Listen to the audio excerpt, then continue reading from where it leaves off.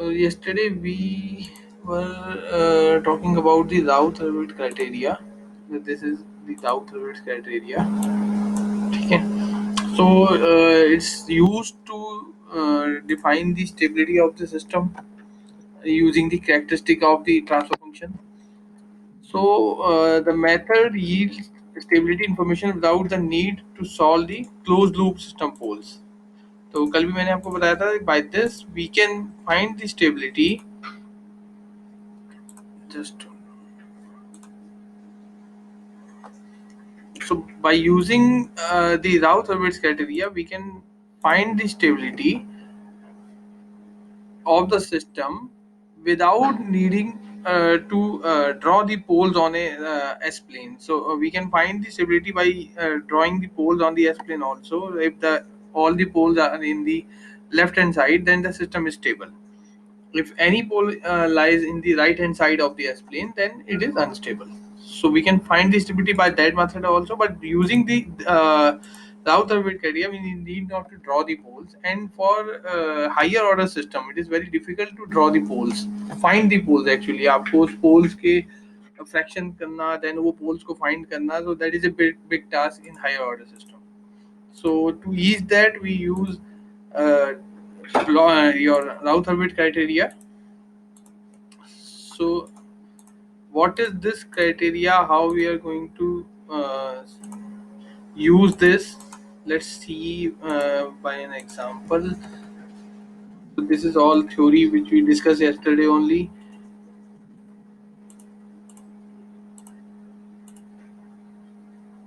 Just hold on, just a minute.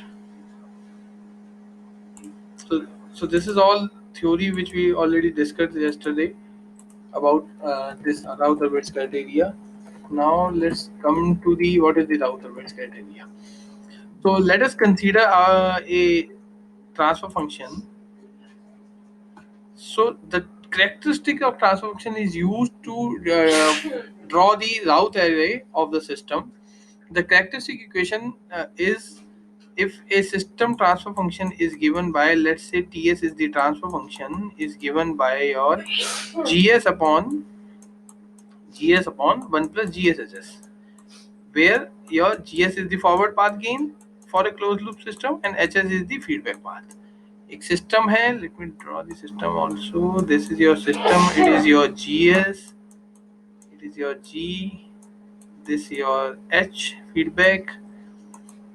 Here this is your input rs is here, this is your g, this is your h. So the transfer function is given by g upon 1 plus gshs. Okay, so this 1 plus gshs is called the characteristic equation of the system. If we put this 1 plus gshs equals to 0, the denominator part of the transfer function, if we put that denominator equals to 0, then it is called the characteristic equation of the system. So this equation is used to determine the stability of the system. This denominator equals to 0 of the transfer function of a closed loop system is used to determine the stability of the system using the Routh-Hurwitz criteria. Okay, so let's consider a characteristic equation in the standard form. Let's a characteristic equation of an s to the power n, where an is the coefficient of s to the power n, then an minus 1 s to the power n minus 1 up to your a0 is the constant. So this is your characteristic equation. So what we do, only the first two row of the array are obtained from the characteristic equation and the remaining are calculated as follows. शुरू की जो दो रोज हैं, these two rows are obtained by the using this characteristic equation. So the highest term, the s to the power nth term, is the first row is starting from the highest term of this characteristic equation. So s to the power n is the highest term. The coefficient of s to the power n is placed at column 1. The coefficient of s to the power n minus 2 is placed at column 2, and the coefficient of s to the power n minus 4 is placed at column 3. and so on. अगर इसके आगे भी coefficient होता then we can say that here we will get your a to the power this n minus 6. We just this is your n.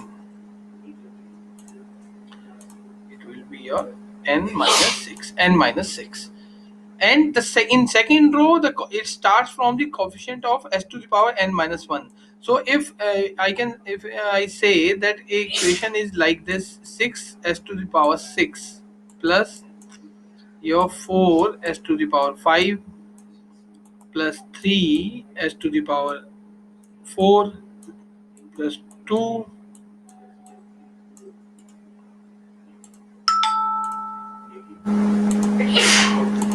plus 2 s to the power 3, like this.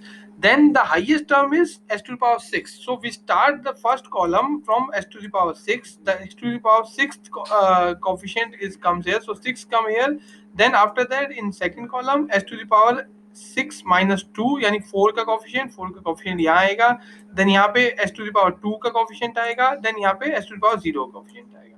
In second row the coefficient will be s to the power n minus 1. So highest power जैसे अब यहाँ पे अगर 6 है तो यहाँ पे आपका 5 का कोफिशिएंट आएगा, s टू द पावर 5 का coefficient.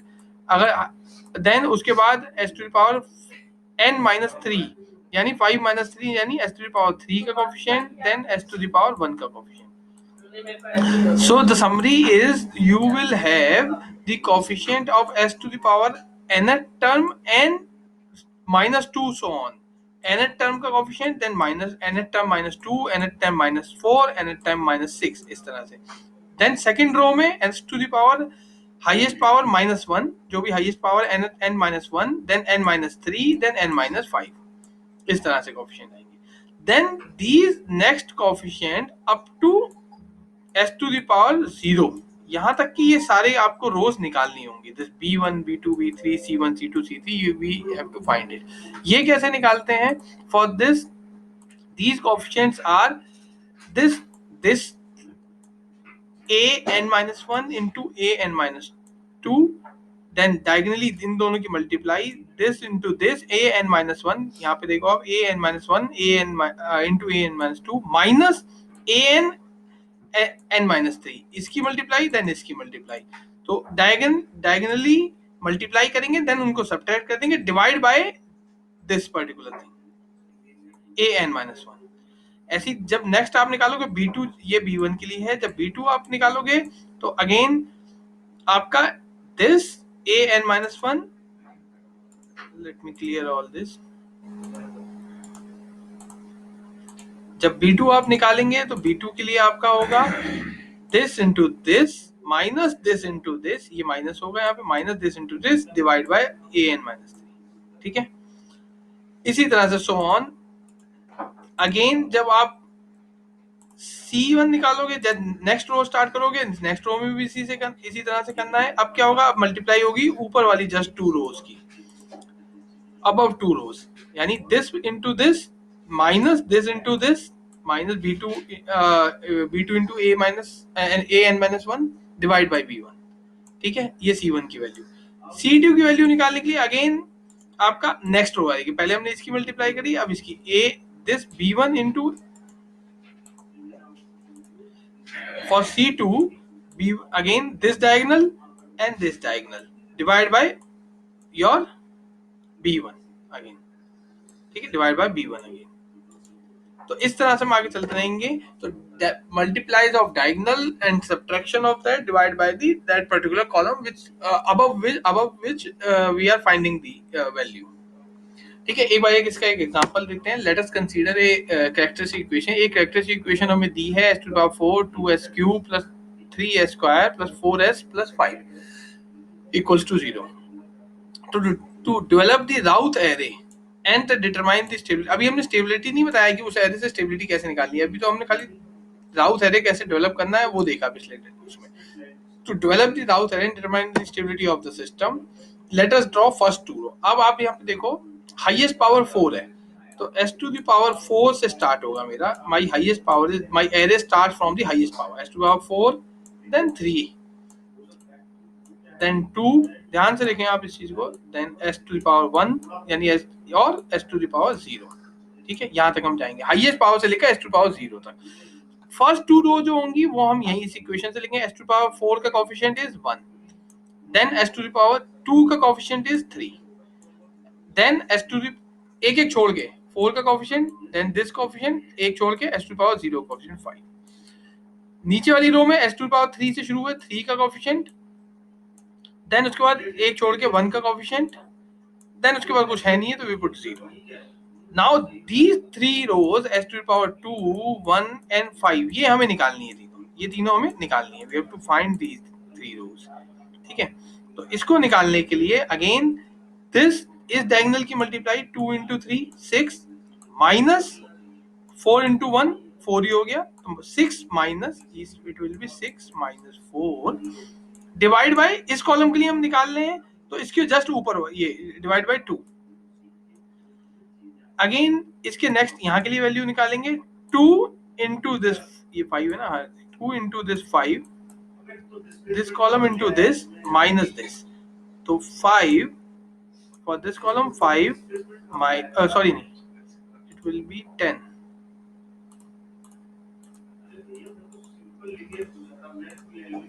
5 into 2 10 minus 0 into 1 0 divided by 2। Then again इसके नेक्स्ट वाला जो निकालेंगे वो यहाँ से निकाल, यहाँ कुछ नहीं है तो दैट मीन्स 2 into 0 हो जाएगा, यहाँ पे कुछ नहीं है आपका 2 into 0 and this will also 0, तो ये हो जाएगा 0 आपका। ठीक है, तो this will be your 6 minus 4 2 divide by 2 हो गया 1 5, और ये हो जाएगा 10 डिवाइड बाई 2 ये हो गया 5। ठीक है, देन अगेन अगले रो के लिए this 1 into 4 1 into 4 4 minus 5 into 2, तो ये हो जाएगा 4 minus 10 4 minus 10 this into this and 5 into 2 this divide by 1 divide by this column 1 this one। इसको निकालने के लिए अगेन दिस 1 into 0 0 हो गया, दिस 2 into 0 0 हो गया माइनस 0 डिवाइड बाई 1, तो ये भी 0 ही हो गया, देन अगेन ये 0। जब इसको निकालोगे अब ये दिस 4 minus 10 minus 6 हो गया, माइनस 6 आ जाएगा, ये यहाँ पे 0 आ जाएगा। अब जब हम इसे s टू द पावर 0 को निकालेंगे तो इन दो रो से, ऊपर वाले दो रो से 6 this 6 minus 6 into 5 this minus 6 into 5 let me change my pen color this minus 6 into 5 this 5, तो ये हो जाएगा minus 6 into 5 your minus 30, this minus 1 into 0 this 0 into 1, तो ये 0 हो गया, डिवाइड बाय अगेन माइनस 6, ये इससे डिवाइड करना है इसके जस्ट ऊपर वाले से माइनस 6। अगेन ये वाला जो है 6 into 0 दिस 6 into 0 ये वाले कॉलम के लिए, देन ये 0 into 0 तो ये फिर 0 हो जाएगा, तो this will be 5 minus minus cancel हो जाएगा, minus 30 upon minus 6 will be 5। तो इस तरह से हम इसका एरे निकालेंगे। ठीक है, इसको एक बार देख लेते हैं और ढंग से, let me clear all this. So this will be first two row जो हमने वही निकाली थी, this highest term s की पावर 1 then 3 then एक छोड़ के फिर 5 then 5, उसके बाद सेकंड टर्म थी s की पावर 3 तो 2 आ गया, then 4 आ गया, इसके आगे कुछ 4 के आगे -1 आता है, -1 की तो कोई टर्म होती नहीं है तो इस विल बी 0। ठीक है, देन 3 टर्म ये हमने निकाली इसके आगे की। ठीक है, 3 term again this into this 2 into 3 6 -4 divide bye 2। ठीक है, ऐसे this into this 2 into 5 -0 divide by 2, तो ये 5 आ गया। ठीक, दीज टू कॉलम्स, ये दो आपकी रो पूरी हो गई। देन इसको निकालने के लिए this into this 4 into 1 4 -10 4 -10 -6 divide by 1, तो ये -6 आ गया।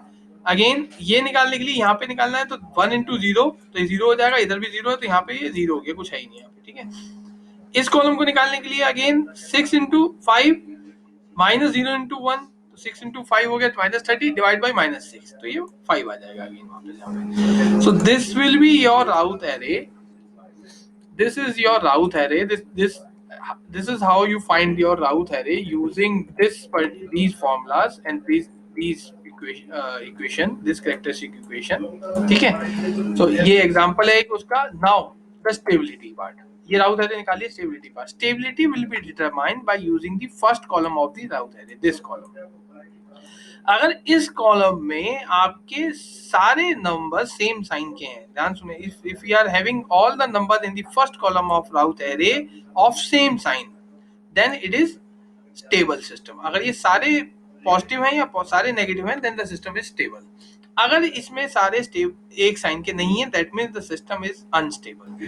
जैसे अब इसमें देखो, ये पॉजिटिव है, पॉजिटिव पॉजिटिव है, लेकिन यहाँ पे ये नेगेटिव हो गया, ठीक है, पॉजिटिव से नेगेटिव हो गया, फिर नेगेटिव से पॉजिटिव हो गया, दो बार साइन चेंज हुआ है, पहले पॉजिटिव से नेगेटिव हुआ, फिर नेगेटिव से पॉजिटिव हो गया। तो दिस इज, एक बार भी अगर आपका साइन चेंज हो रहा है, then system is unstable. So this system is your, sorry, this system is unstable, this is a unstable system because the sign is changing. This is a unstable system because our sign of first column of route array is changing and the number of sign change, जितनी बार sign change हो रहा है, that means उतने पोल जो है वो मेरे right half of S plane में है। दो बार साइन चल रहा है, that means two poles are in right half of S plane, right half of S plane, ठीक है। जो ये S plane होता था, आपको याद होगा, अगर यहाँ पे इस तरफ आपके पोल लाई कर रहे हैं तो ये आपका अनस्टेबल सिस्टम है, ठीक है। तो जितनी बार साइन चेंज हो रहा है, एक बार साइन चेंज हुआ पॉजिटिव से नेगेटिव, दोबारा नेगेटिव से पॉजिटिव हुआ, जितनी बार साइन चल रहा है उतने पोल राइट हैंड साइड में। So this is the theory of Routh-Hurwitz criteria, where you have to draw a array using a characteristic equation of the system. Then after that, the first column of the array will represent the stability of the system. If all the elements, all the numbers, all the elements of first column are of same sign, then the system is called stable. If the sign is changing, then the system is unstable, and the number of sign change is equals to the number of poles in the right hand of S plane, जिसकी वजह से unstable हो रहा है। कि दो पोल ऐसे हैं जो राइट हैंड साइड में लाई कर रहे हैं, जिसकी वजह से सिस्टम अनस्टेबल हो रहा है, ठीक है। तो इट्स क्लियर, ये है क्लियर है राउथ एरे आपको। लेट अस सी वन मोर एग्जांपल, ठीक है। अगेन कंसीडरिंग द सिस्टम, एक सिस्टम दिया है आपको, उसका ट्रांसफर फंक्शन दिया हुआ सीधे आपको, this it is the GS upon 1 plus GS की फॉर्म कंप्लीट दी हुई है। Now this is your characteristic equation, this is your characteristic equation, this नीचे वाली जो है डिनोमिनेटर वाली, this is your characteristic equation. जब इसका अगेन एरे बनाओगे तो it will start from s to the power 3। एक बार फिर से वही चीज देखते हैं, 2 से हाईएस्ट पावर 3 है, तो 3 2 1 0, चार ही रो आएंगी बस इसमें। चार में से दो रो तो आपको यही मिल जाएंगी। अब s टू द पावर 3 की कोएफिशिएंट है 1, देन एक छोड़ के 31, इसके आगे है नहीं है कोई 0। Then s to the power 2 का कोएफिशिएंट है 10, s टू द पावर 0 का कोएफिशिएंट है 1 0 3 0, इसके बाद कुछ है नहीं है तो 0। Then you have to find this s to power 1 coefficient and 0 coefficient. जब 1 का कोएफिशिएंट निकालोगे तो दिस इनटू दिस, ठीक है, this will be your 310 minus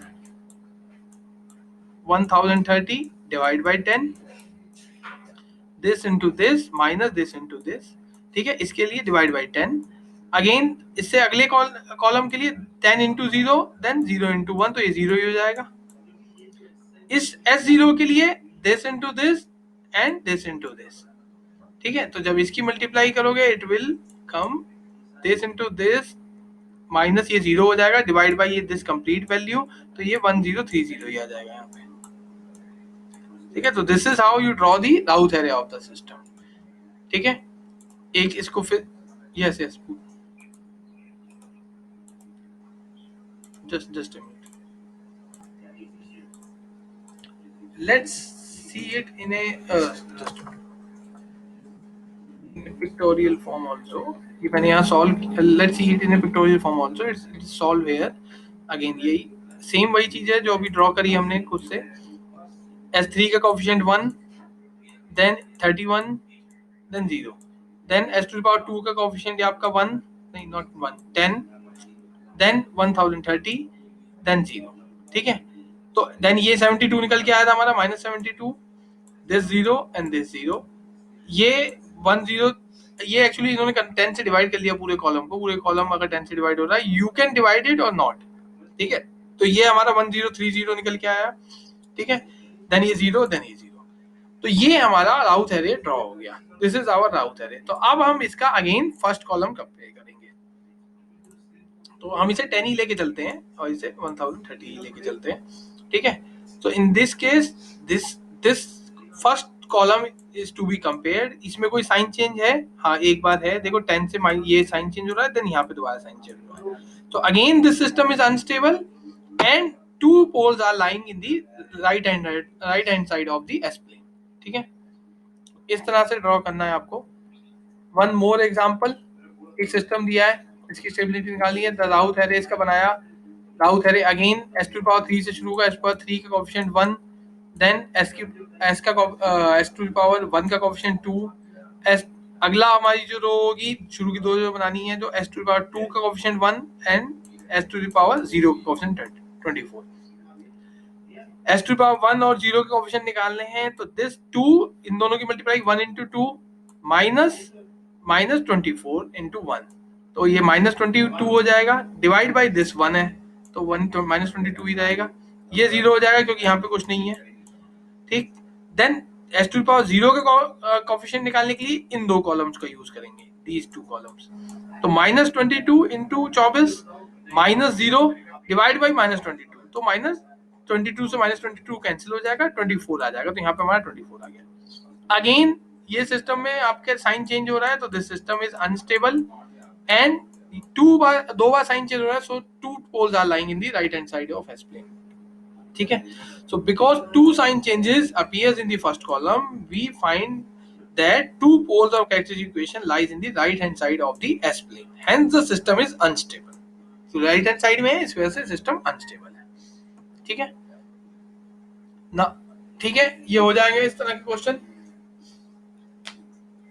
now अब क्या होता है, आपको k की टर्म में इक्वेशन दे दी जाती है, equation is given in the term of k, और आपसे पूछा है कि सिस्टम कब स्टेबल होगा, when the system is stable, for what value of k the system is stable. Same तरीके से ही आपको राउथ एरे बनाना है इसका। s टू पावर 3 से शुरू होगा, हाईएस्ट पावर 3 है, नेक्स्ट 2 होगी, देन 1 होगी, देन 0 होगी। 3 का कोएफिशिएंट 1, एक छोड़ के 1 का कोएफिशिएंट 3, ठीक है। देन एक छोड़ के है ही नहीं है कोई, 1 का छोड़ के, सॉरी जस्ट मिनट, हाँ, ये कंप्लीट कांस्टेंट है 1 प्लस के, तो ये कंप्लीट कांस्टेंट है। s टू पावर 1 के बाद आपका कोएफिशिएंट आगे -2 का -1 का कोएफिशिएंट है ही नहीं है, तो s टू दी पावर 3 की लाइन में आपका s टू पावर 3 का कोएफिशिएंट 1, देन 1 का कोएफिशिएंट 3, देन उसके बाद कुछ नहीं है तो 0। Then second s to power 2 की रो में s टू पावर 2 का coefficient is 3, s to power 2 से एक छोड़ के अगेन, तो s टू पावर 0 का कोएफिशिएंट, मतलब कांस्टेंट जो टर्म है वो 1 प्लस के है कंप्लीट, तो 1 प्लस के, देन अगेन 0, ठीक है। ये दो रो हमने इस कैरेक्टरिस्टिक इक्वेशन से बना ली जो हमेशा बनानी है।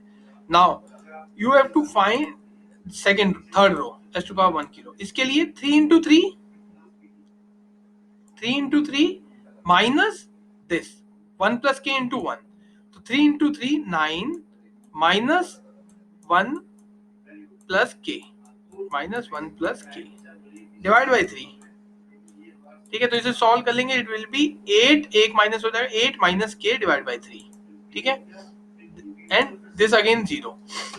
नेक्स्ट रो निकालने के लिए, दिस रो, इस रो को निकालने के लिए, देन ऊपर वाली दो रोज यूज करेंगे, this into this minus this, 0 into -3, 0 into 3। Me change my colour और अच्छे से आपको क्लियर होगा।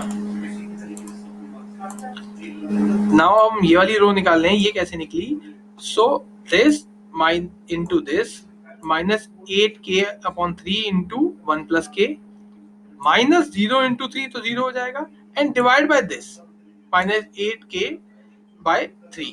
तो जब आप इसको डिवाइड करोगे तो it will be like 8 minus k divide by 3 into 1 plus k into 1 plus k, ठीक है। और माइनस 0 into 3 तो 0 हो गया, -0 divide by 1 plus sorry 8 minus k divide by 3, 8 minus k divide by 3, ठीक है, 8 माइनस के डिवाइड बाय 3, ठीक। तो 8 माइनस के से ये कैंसिल हो जाएगा, वी हैव 1 प्लस के, तो यहाँ पे 1 प्लस के आ गया। अगेन इसके आगे ये 0 है, क्योंकि यहाँ पे इसकी मल्टीप्लाई जब 0 में करोगे देन यहाँ पे भी 0 ही है, इसकी मल्टीप्लाई 0 में करोगे तो 0 आ जाएगा। So this is your Routh array for this question. अब वो कह रहा है कि ये सिस्टम स्टेबल होना चाहिए, उसके लिए k की वैल्यू बताओ। तो स्टेबल होना चाहिए मींस इसके सारे कोएफिशिएंट एक जैसे होने चाहिए, तो ये पॉजिटिव है, ठीक है, all coefficient should be positive. ये दोनों तो पॉजिटिव है, ये 1 पॉजिटिव है, ये पॉजिटिव है, ये भी पॉजिटिव होना चाहिए, यानी 8 minus k divide by 3 should be greater than 0, ठीक है। तो अब इससे आप k की वैल्यू निकालो, तो k will be your less than 8, ये 3 इधर चले जाएगा, k को इधर ले जाएंगे, तो k will be should be less than 8। एक और है ये वाला कॉलम नेक्स्ट, ये तो ये वाला पॉजिटिव हो गया कॉलम, ठीक है। तो इसको हमने ग्रेटर देन 0 कर दिया, ग्रेटर देन 0 से k की वैल्यू निकाली, ये भी मेरा ग्रेटर देन 0 होना चाहिए।